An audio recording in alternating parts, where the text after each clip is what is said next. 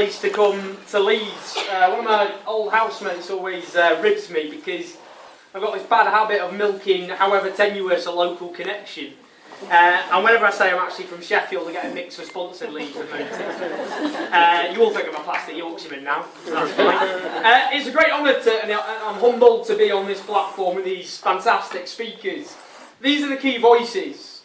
These are the people on the ground who can talk from experience about the consequences of the policies being inflicted by this government on our communities and on our society. These are the voices that are almost always airbrushed out of existence by our political and media elite. So it's so important, and one of our best weapons we have are voices like these who can talk about the reality. And in the struggle we have ahead, I hope we hear many more voices like that. Now I'm going to start by doing something that might surprise, maybe shock some of you, because I'm going to hand it to this government. I'm going to praise this government. I'm going to say this. They've set us a challenge. They've set us a challenge about how far they can push us, how far they can provoke us, how much they can attack us before we stand up and we say enough is enough, before we refuse to take it and before we push back. We just think through some of these provocations, some of these attacks. The longest fall in living standards in this country since Queen Victoria sat on the throne. The driving of 1 million families a month into the arms of legal loan sharks. The 500,000 people who are now dependent on Britain's booming industry, food banks. This is the 7th richest country on earth. And apparently we can no longer afford to feed our poorest people. If we think of the selling of our National Health Service, our National Health Service, to the private vultures who are circling overhead, by a government which did not even have the guts to put it to the British people.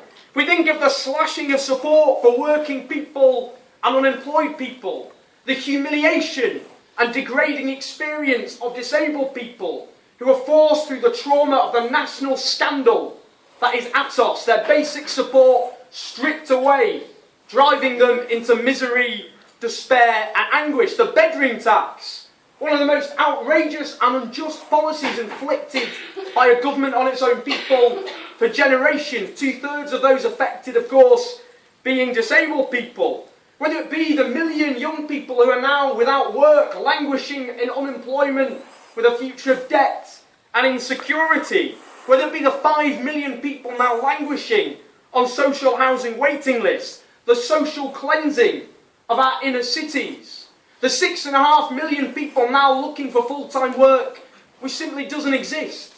The 1 million people now dependent on so-called zero-hour contracts, returning us to the Victorian age, when people would turn up at the dock, stand there, put their hands up, waiting to see if they could get any work that day. With such provocation, with such assault, of course, the response cannot be silence. And the government know this. No wonder then today they are pushing through Parliament the so-called lobbying bill, in reality a gagging bill, intended to silence charities, trade unions, campaigners, who are going to expose exactly what this government has done to our society and to our communities. One of the most audacious assaults on democracy in modern times. And of course, with such justified anger, with such justifiable frustration at the fact people are getting poorer week after week, month after month, year after year. No wonder this government has tried to redirect that anger away from those who plunge this country into its mess, those at the top, to people's neighbours down the streets. The working poor against the unemployed, non-disabled people against disabled people, private sector workers against public sector workers, those living here at the moment against immigrants.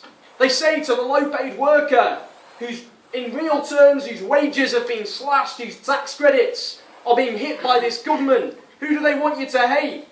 They want you to hate the scrounger down the road.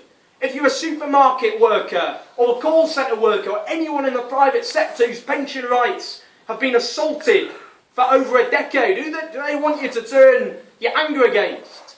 the nurse next door whose pension is still intact. And what else do we see? We see the sight of public money being splashed out on vans parading National Front slogans from the 1980s in an attempt to turn... Yay!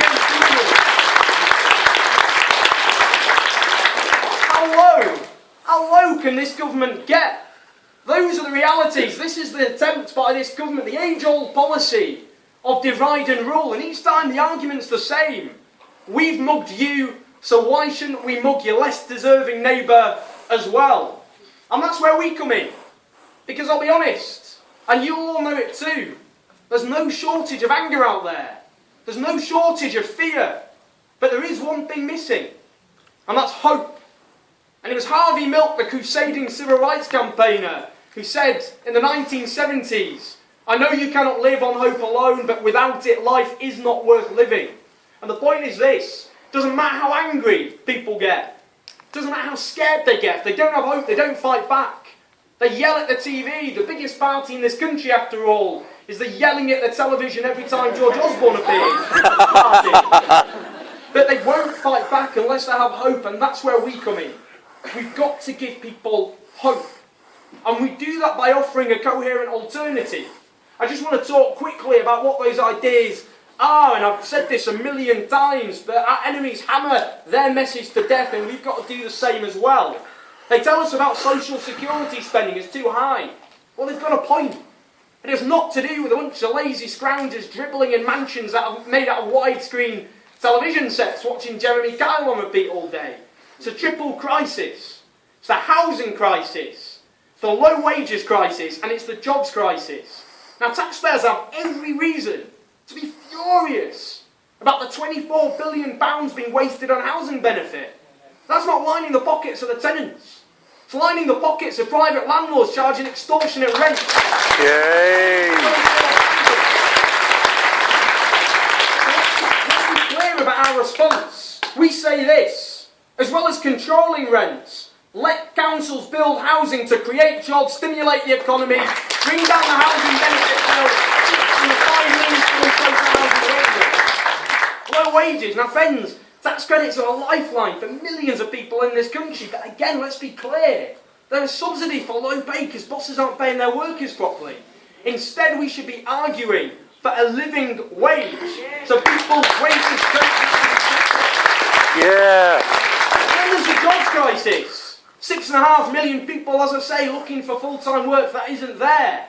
So we should be calling for an industrial strategy like they have in Germany. Instead of having this dogma of the state doesn't intervene, the market picks winners or losers, we say let's create hundreds of thousands of renewable energy jobs, taking on the environmental crisis and taking on that jobs crisis as well. We talk about tax justice. Now friends, we hear about benefit fraud every single day, and we know it exists. It's less than 1% of total social security spending. That's about £1.2 billion a year. Compare that to tax avoidance by the people at the top. £25 billion every single year, because those at the top have a smug army of lawyers and accountants for them to exploit every single loophole going. So we say this: change the law so it has one message, one clear message. No ifs, no buts. Pay your taxes.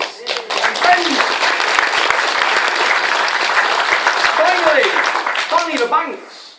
Reality is we nationalise the debt and privatise the profits. We, the people who bailed them out, don't have control over what they do. So we should demand a public investment bank with us, the people who bailed them out, having democratic control of those banks to help rebuild our economy. And friends, I don't think this is wacky stuff. I don't think it's outside of the so-called mainstream or centre ground of British politics. These are policies which every poll going shows have widespread public support. And if we offer that coherent alternative, we can give people hope. And that's what the People's Assembly is all about doing. I mean, just think about it. It's a formidable coalition.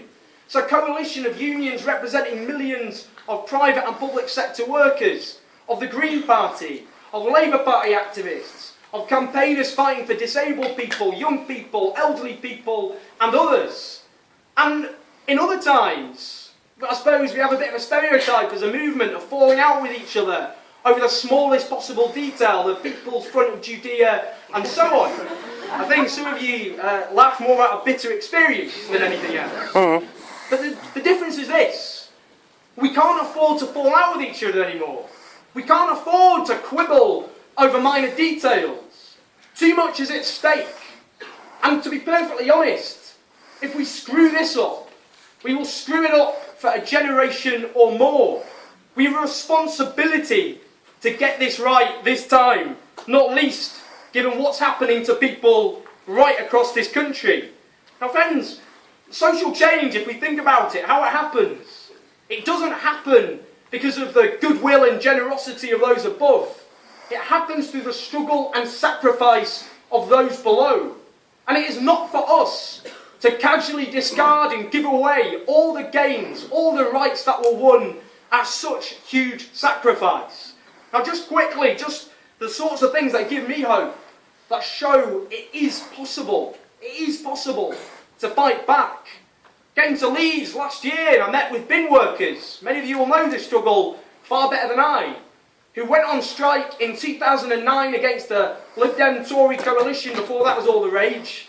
And they attempted to impose pay cuts of up to a third. And they went on strike for 9 weeks in a bitter struggle in winter where people had to get up every day at 5 a.m. on freezing cold picket lines. And they won. They didn't win.